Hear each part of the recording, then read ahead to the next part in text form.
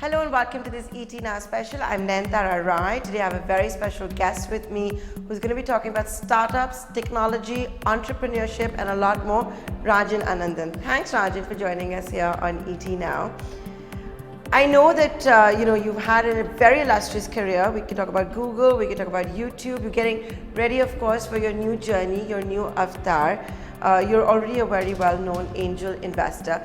So let's start the conversation talking about what a lot of you have dreamt about India being the next Silicon Valley. We're already at the third largest market when you talk about just the sheer number of unicorns. Yeah, I mean, look, India today has about 20 unicorns. And the US and China, which are the largest sort of startup nations in the world, each have more than well north of 100 unicorns, right? But if you go back 5 or 6 years ago, India had no unicorns, right? In fact, just last year we added 8 new unicorns, and the first 4 months. We doubled it, in fact. We doubled, in fact, and the first 4 months of this year we've added 4 new unicorns, right? So that's how we got from 8 to 16 to 20. And at the current pace of innovation, right, and the current pace of scaling and founding and scaling startups in India, by 2025, India will have 100 unicorns, right? So, 2025 is 6 years away. So 6 years from now, we'll have as many unicorns as the US did 3 years ago, right? So clearly, we still have a ways to go in terms. But we're closing the gap. We're closing the gap, and more importantly, I don't think we should compare the Indian ecosystem with any other ecosystem in the world, because I think India will actually evolve very differently, right? Where Silicon Valley is all about technology startups. If you look at India, India will have actually unicorns in many different spaces, and the reason is because India has so much white space in so many different sectors, where in many ways the US had built out those sectors, right? You look at education, you look at logistics, you look at financial services. In all these spaces, we're going to see just a massive number of very large startups. Tell me, Rajan Anandan, besides education, besides banking, where are you seeing that need? No, actually, if in India you have opportunity everywhere, right? So let's take I'll tell you some very new spaces and some existing, actually digital spaces where we're seeing a lot of new innovation, right? So let's take ride hailing, right? If you'd asked me 3 years ago, I would have said Uber, Ola, game over, right? But today, actually, mobility is one of the most exciting spaces, right? Because you've got Indian entrepreneurs innovating all over the place, right? So, for instance, Bounce, which actually has built, sort of the ride your own scooter, where you actually don't need a key to switch it on, right? There's no company like that in the world. That's a whole new model, right? You look at Rapido, which is going after the two-wheeler space, and there's a whole set of other companies, right? So even in a place like space like mobility, right, where you have 2 very large companies at this point, there's Ola always and Uber. room to innovate. No, there's massive room for innovation, and the reason is, by the way, there are very, very few Indians who can afford to actually take taxis. Most Indians can afford to pay 5 or 10 rupees per ride. I mean, whether it's 5 kilometers or 10 kilometers or 20 kilometers, right? And that requires innovation, right? So that's sort of one space, that's an existing space. Another one is e-commerce, right? You'd asked me a few years ago, 2 or 3 years ago, everybody said, look, you got Flipkart, you got Amazon, can anybody else compete? Boom, Nykaa, right? You have vertical commerce companies, right? Nykaa, there are 2 grocery companies. But now we're seeing a whole new wave of e-commerce companies being founded and scaling very fast. Meesho, right, which is a social selling, but now you have companies like Facebook has invested in Meesho. That's the right. first ever investment in a startup. That's right. Because here are new models of commerce that are evolving, right? There's a company called SimSim and Bulbul and Aconnect. These are all social commerce companies, right? They're going to build sort of social influencer-led. Right? No, they just launched, right? They just launched like 4 months ago, and you actually think it's very big. They only launched 4 months ago, right? SimSim just launched. Aconnect is about to launch. So these are large existing spaces where we will continue to see innovation, right? And the reason is, by the way, because it's still very early in India, right? I mean, the user behavior is still very early. And then when you go to sort of spaces that have massive mega galactic opportunities, right? Look at a space like healthcare. Right? Yeah, healthcare delivery. India simply doesn't have enough health infrastructure in any part of the health value chain, right? So whether it's devices companies like Sigtuple that will use AI, whether it's companies like Clinic, which is a very early stage startup in Bangalore that's sort of combining ultra affordable health insurance with call a doctor anytime and so on and so forth, and selling it in sort of a monthly subscription basis. So you'll see a whole set of innovation in healthcare, right? And then, you look at even areas like pollution. We live in the most polluted city in the world, right? And India really doesn't have more than a handful of startups that are trying to address pollution. My view is there's going to be hundreds of companies that are going to try to reduce pollution. Why? Because 9 out of the top 10 most polluted cities in the world are in India, right? At some point, we're all going to wake up the and say, environment let's try to solve some of this stuff, right? So I actually think there's opportunities everywhere. And then there's the India to the world opportunities, right? So Freshworks is a very large business, but we're going to see many, many unicorns who are B2B companies that will target from India selling to the world. Rajan, when we're looking at becoming the third largest market for unicorns, if I could call it that, or the third largest home for unicorns, there is one big problem, and that is of funding. Now, the Indian startup space is still primarily funded by the same bunch of global giants. Isn't that going to work out to be a problem? No, look, I think what's important is that we continue to attract capital, right? That is willing to actually bet on Indian entrepreneurs, bet on Indian talent, bet on the Indian opportunity, right? And quite frankly, actually, if you look at where we are today in terms of the startup ecosystem and venture funding, right? We're at a whole different place from 5 years ago, right? Today, actually, you have founders who are able to raise $100 million, without too much difficulty, and then some of them are raising $1 billion, right? I mean, if you'd ask me, the first $1 billion round was Flipkart in 2014, right? But last year we had several $1 billion rounds, right? So I think, look, what's very, very important for us is that we attract global capital to help Indian entrepreneurs build large businesses. I'm actually a strong believer that, if you want to really win, you have to be the best. And the way to be the best, you should be the best everywhere, right? TCS, market cap just exceeded IBM, right? TCS is a tech company now. Yes, they're a services company, but man, what a great franchise, right? TCS wouldn't have become worth $120 billion if they didn't compete around the world, right? So if you're going to compete around the world, if you're going to win around the world, there's no harm in actually getting global capital to help us actually build these businesses. No, we are talking at the start, a few days after Narendra Modi has been elected for a second term. The reason I'm asking you this is the largest investment that you have seen in e-commerce in a startup that was of course Flipkart, Walmart. Look what happened with the policy change over there. You're talking about attracting global capital. Look at the angel tax issue.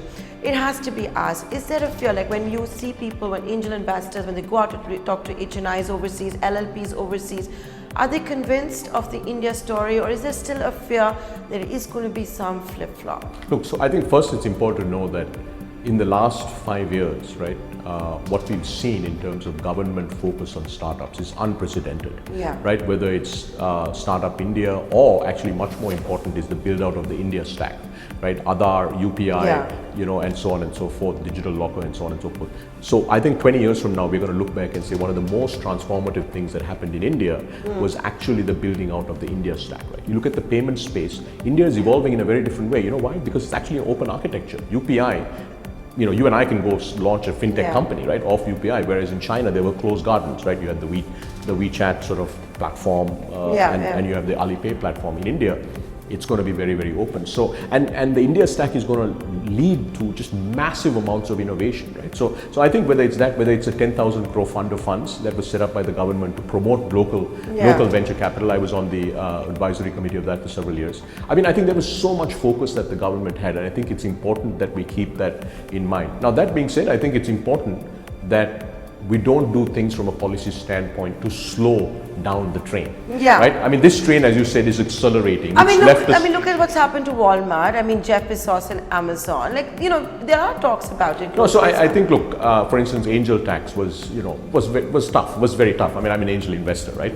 Was very tough. But I think the good thing is they took the feedback, right? And now it's sort of become much, gone back to business, if you will, as angel investors. And similarly, I think, with regulatory changes, we do need to be very, very careful, right? Because when companies invest large amounts of money, be they investors, be they strategic companies, be they venture capitalists, private equity firms, I think they do want a level of stability. But I must tell you, look, I am massively optimistic about that we will continue to do the right things, right? Because at the end of the day, I think it's a regime that understands what innovation can do for India, but more importantly, that India needs innovation. Like if you're going to actually provide healthcare for all, if you're going to provide financial inclusion for all, if you're going to provide clean air for all, we're going to need innovation. And that innovation is going to have to come from Indian entrepreneurs, right? So I think it's going to be very critical.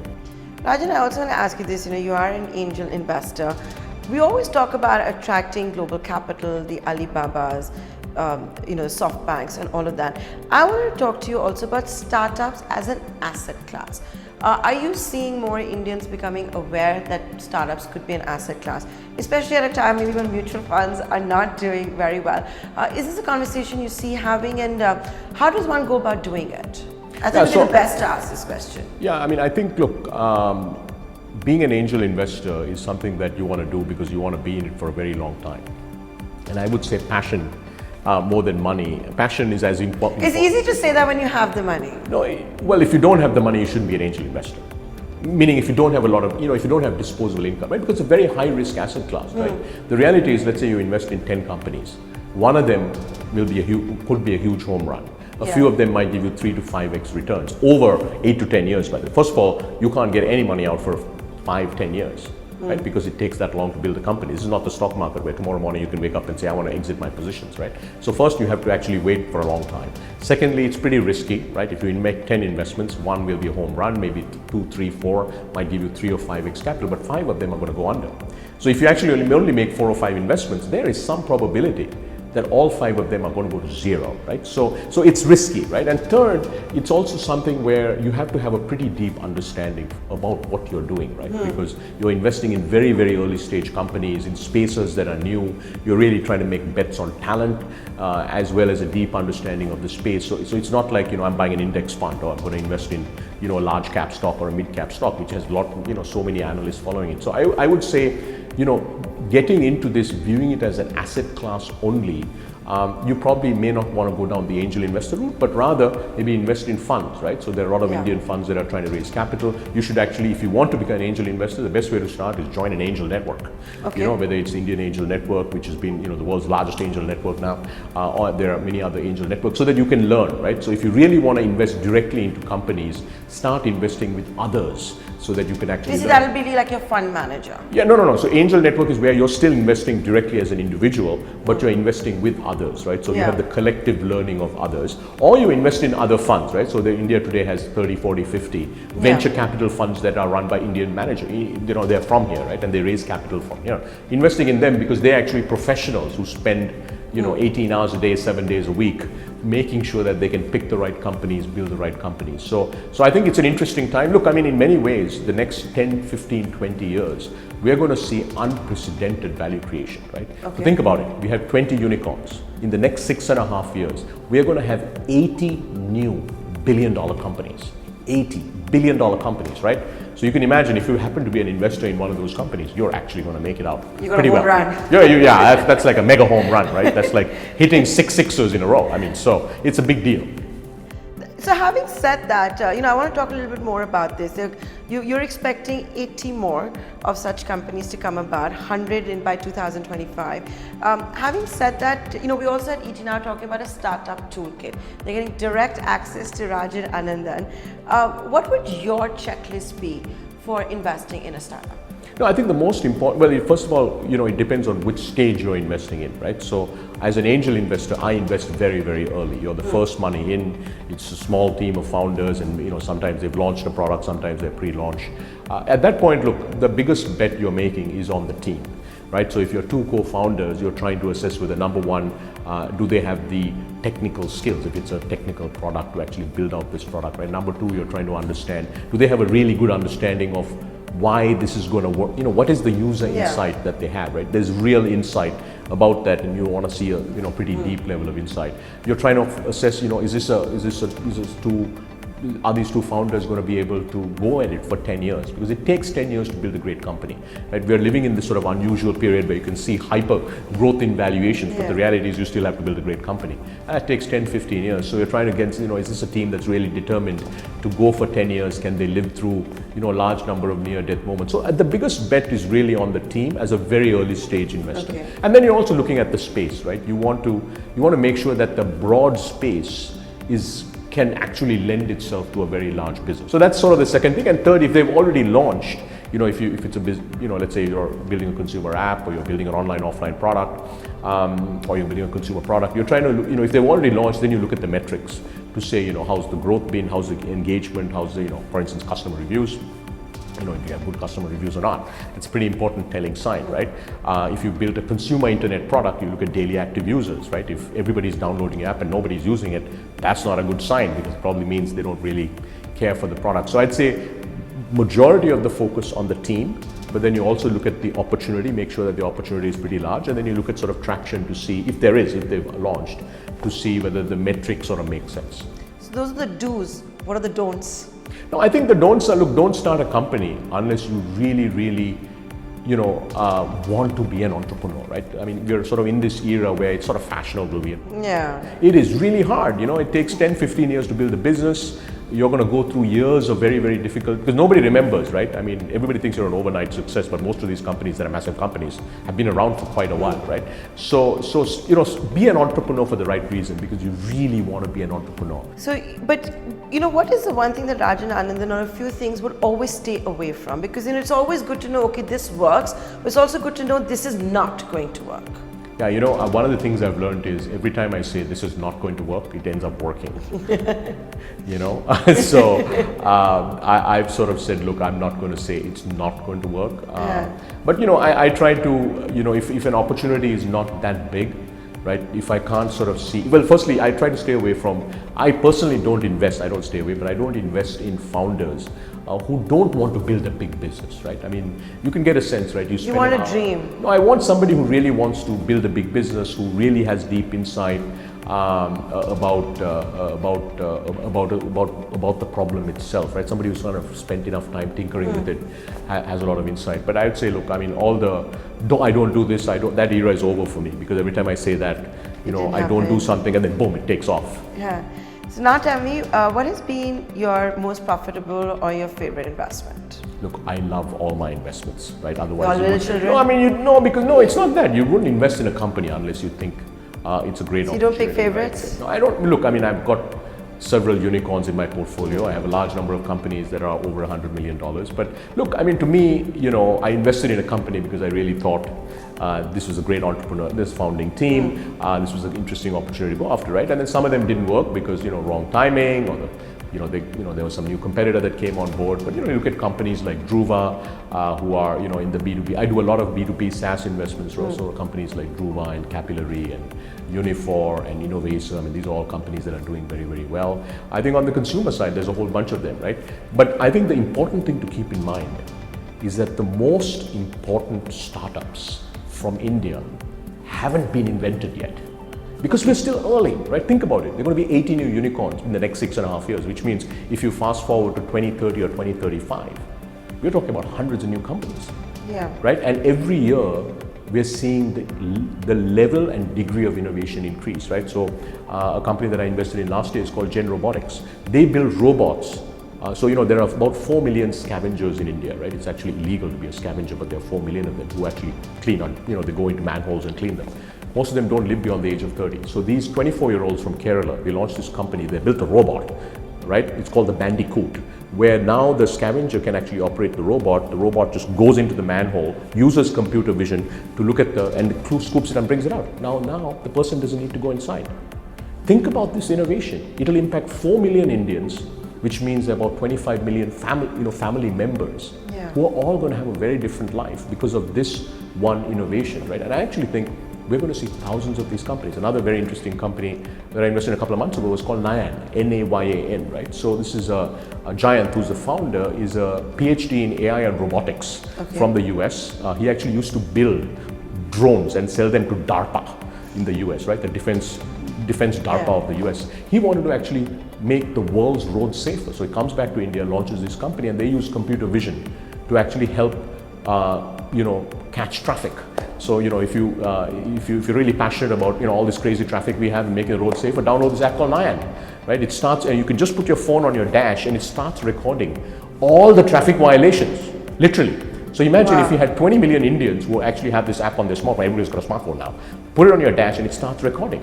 Right? So all of a sudden, instead of having... And what do you do with that information? No, so that information gets streamed back to their servers. They actually, the computer actually uses computer vision, right? So it's like human, you can see. If you switch lanes without putting a light on, that's a violation, right? You have so many violations.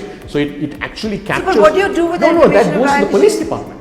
It goes to police and they give you a ticket. That has to be connected. Actually, the first deal they've closed is in Dubai. Here's a startup. We need it in India. No, I know. They're working on that. So they're working with a couple of the states, right? But that's an amazing innovation, right? Yeah. Think about that. If we had forget 10 million. You don't have to always have that camera at the traffic light to see if you've crossed it. No, but you know, so all the time everybody's got to drive much more carefully because you're going to get so many tickets. It's not even going to be funny, right? So, and that's like a really interesting India innovation, right? These two companies, there are no comps anywhere else in the world. There is nothing like it. Okay. Nothing, right? So, and these are just two, right? I can go on now. I can give you 25, 30 companies that are India first that don't exist anywhere else in the world, right? And I think over the next decade or 10 or 15 years, we're going to see thousands of these companies. So, in terms of my favorite investment so far, I haven't made it yet. It has to come. It hasn't come yet. No, I'm going to make it. It just hasn't made. I've got so many exciting companies, but the best of India is yet to come. Can I ask you this straight up? Is this one of the reasons why you also decided to call it quits at Google because there was so much more that had to come? So you know, look, I was at Google for 8 years. It's an incredible company, right? I loved every minute. You know, saw the internet sort of go from nothing to where it is. It's an incredible company with an amazing team. But you know, I've been very active in the startup ecosystem for a long time. I've been as an angel investor. I've been active for and you did that at decades. Google as well for India. Yeah, while I was yeah, absolutely. And you know, I just thought, look, as I look at the next 10 or 15 years, you know, I think it's you know, it's a great time to be. You know, now I can spend every waking moment, you know, investing in mentoring startups and working on the whole startup ecosystem. So I thought, you know, it was the right time, and Sequoia is a fantastic firm. So. I'm not allowed to ask you questions on that yet, right? That's going to be the next interview. Before we start winding up, you know, when we ran a campaign saying we're going to have you, a lot of people want to know should they reach out to you? Should it just be on Twitter? How should they do it? So is there an email address or a website? No, so look, I think as an angel investor, right, being referred is really the best. Is the key? So being referred by somebody that I know. Right, so I have a large number of founders who are building companies. So being referred, get to one of them and have them look at you and get to me, right? Because I mean, I get 50 to 70 LinkedIn business plans a day today, just a day, right? So I just don't have the time to. I'm not even active on LinkedIn, right? So I'm active on Twitter. So I would say if you're trying to pitch to me, the best thing would be just to get referred. Okay, I want to also ask you, and we also ask everyone this: what are the new apps you've discovered, your favorite apps? Like what's on your phone these days that you are addicted to or that you use a lot more? A new app that I'm using a lot more. Well, I mean, I love Nyan. I think it's pretty cool. It's in beta, by the way, so we should not have everybody download it yet. It's a company that hasn't launched yet. But I mean, it's launched, but you know, it's not fully ready to scale yet. I've started using. I mean, I was first investor in Dunzo, which is so I've started using Dunzo to get whatever I want from, you know, whether it's you want a razor blades or whether you want to, you know, like so a lot of the on-demand apps. I really like that because they actually call you like when the guy's at the store to pick it up. So I actually know that he's there and I can track him where he is. But you can do that on Swiggy stores too? No, but Swiggy is on the restaurants, right? So no, there's Swiggy stores for groceries and your supermarket. Yeah, so I mean, you know, it's but you invested in Dunzo, so you know, I gotta look at that. Yeah, so I mean, look, I kind of, and I test a lot of apps as I'm looking at companies, right? So I'm just, I found an astrology app that I really like. Which one? It's called Taraka. It's really cool, you should try it. And Rajan, you know, we also are starting an 18-hour book club. So is there any one book that changed your life or one recently that made you think differently? What would be on your recommendation list right now? So look, I happen to read books about things I'm passionate about. So surprise, surprise, I'm reading a lot of books on startups. I like Reid Hoffman's books, Blitzscaling, right? It's about how to scale companies really, really fast. So if you're a startup entrepreneur, I think if you haven't read it, you should read it. Most people, I think, have already read it. So I like that book. And then I read history, I read Indian history because history repeats itself. It's sort of we keep forgetting. It's always good to remind yourself like these things happen, so they're probably going to happen again. Yeah, so. And with that, Rajan, I'd like to thank you for taking the time out and joining us here on ET Now. Absolutely. Thank you. Great to see you.